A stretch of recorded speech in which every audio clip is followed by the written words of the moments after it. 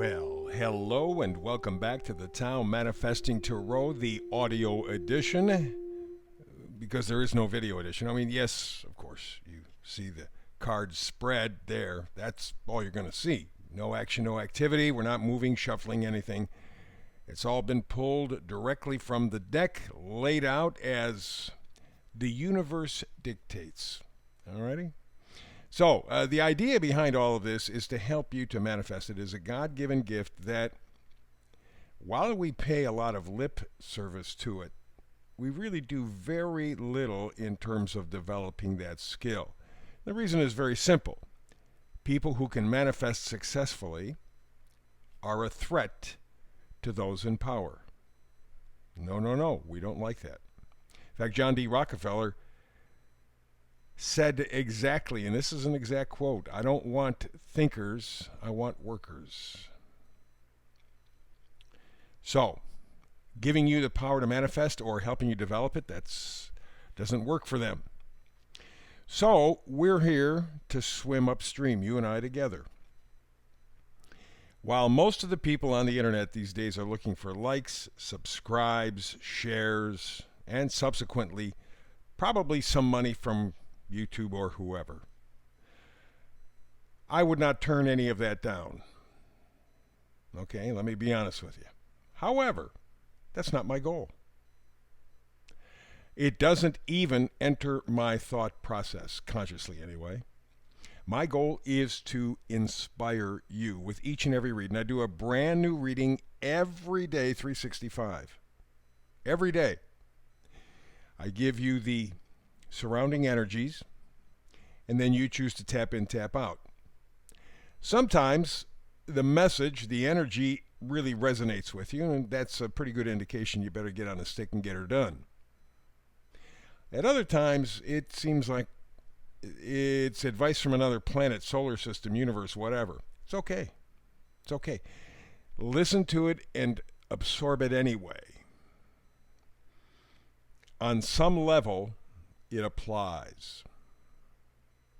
You may become comfortable with that idea, you may not be. You may be aware of that idea, you may not be. But the point of the matter is, this is the information, this is the frequency that is surrounding you right now. You have absolute free will, you choose. Don't want to tap in, tap out. My goal, to inspire you. So let's begin. Middle card is the Oracle card. And today it talks about community. I guess like everything in life, that's a double-edged sword. But in this context, community, it is positive, it is sharing, it is interactive, it is supportive. Okay? At least that's how I'm going to take it today, because that's how it feels. Community is a very loving, supportive kind of situation. All right. Sometimes a community can interfere with your freedom, your independence. And depending on the circumstances, that may not be a bad thing because of the goals or the direction of the community. Everybody has to kind of pull together and kind of give and take to get things done. At other times, it can be obtrusive. This is a case where what we call community today is infringing on every right that you ever thought you had. So it is time to find new community, real family. Not necessarily the one that you were born into, but the one who you connect with. Real family, real community. And that always, always, always means change. The number in the upper right-hand corner is number 8. That talks about some sort of movement. And yes, indeed, that is. And it's movement to something tangible, not something vague. Although what you're moving to may not exist materially. Maybe it's a feeling, a thought, something. Or it could be some actual physical sort of building or whatever, or a group of people. Real family, community. But there is movement, community. So that's what you need to move to, this idea of community. Now, For clarification or amplification, maybe, we go to Aldous Huxley, the guy who was very famous in terms of dystopian writers. But he has something that he said that really kind of suits this situation. So let's go with it. People are going to come to love their oppression, to adore the technologies that undo their capacity to think. Huh? People are actually going to come to love their oppression, to adore the technologies that keep them from thinking and probably feeling. Aldous Huxley. Makes you think, huh? When you talk about community, when you talk about connection, when you talk about real family and talk about movement, that's where we're headed. It may be time for you to change your value system, to change your family system or setup, to move to a family that supports you. And that doesn't mean in an all or nothing way. Sometimes the greatest support that you can get are from the people who are willing to be honest with you. And sometimes that's not pleasant. I saw an interview with a guy who, when he left the U.S. military service, was a 4-star general. I believe worked as Secretary of State or some sort of foreign thing, and was in a very responsible position. And he was talking about what he thinks is necessary to do that particular job correctly, and what is necessary, he thinks, in terms of straightening out the world, most specifically America. We seem to be kind of lost. Nobody stands for anything. We don't have any backbone. It's just whatever goes is goes, and it's creating a mush. And he said that the thing that he noticed in his position, though sometimes it was uncomfortable, was the outlier. That is to say, the person who would say to him after they were having a discussion about some particular item, would go, you know, did you ever think of it this way? And he admitted sometimes that was a pain in the ass because they had this whole plan worked out, this whole way of thinking worked out, and then this person goes, yeah, but. And what they said made sense.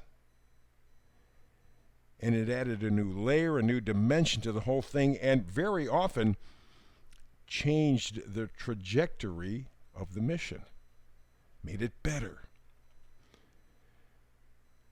In ancient Rome, the emperor almost always had someone standing behind him in the chariot telling him, you are not a god, you are not a god, you are not a god.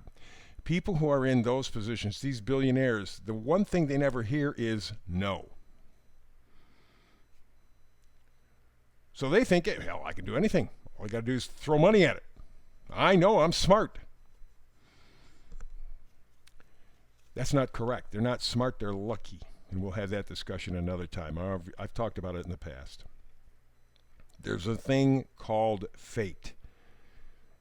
And you will be what you were intended to be as a spirit being. You will be in the physical eventually. That's your path. And so when you look at Aldous Huxley saying people are going to come to love their oppression, they're going to love their technologies, even though their technologies are killing them. This adds an underlying theme to today's reading, community, real family. But there's a price to pay, always is. So here we go. Card all the way to the left is the death card. Something is going to have to die in you. Inside of you, you're going to have to give up an idea. It may be that you are fully prepared to let it go. That's it. I can't take it anymore. That'll make it easier, but it still will make it a little difficult. And part of the reason is you are thinking about giving up some responsibilities. You're thinking of changing the way you think. In fact, you're thinking of changing your thought to the point where you're actually kind of thinking for yourself. But that's a scary proposition, like Aldous Huxley said. Everything is aimed at keeping you from thinking, and to get over that barrier and to start thinking for yourself is going to be a little bit difficult. That's the Death card. And then the Ten of Wands says, it's in reverse. I haven't done it yet, but I'm going to quit doing some stuff. I'm going to start changing my life by changing me. You're going to be looking at the next card, which is my favorite card, the Fool.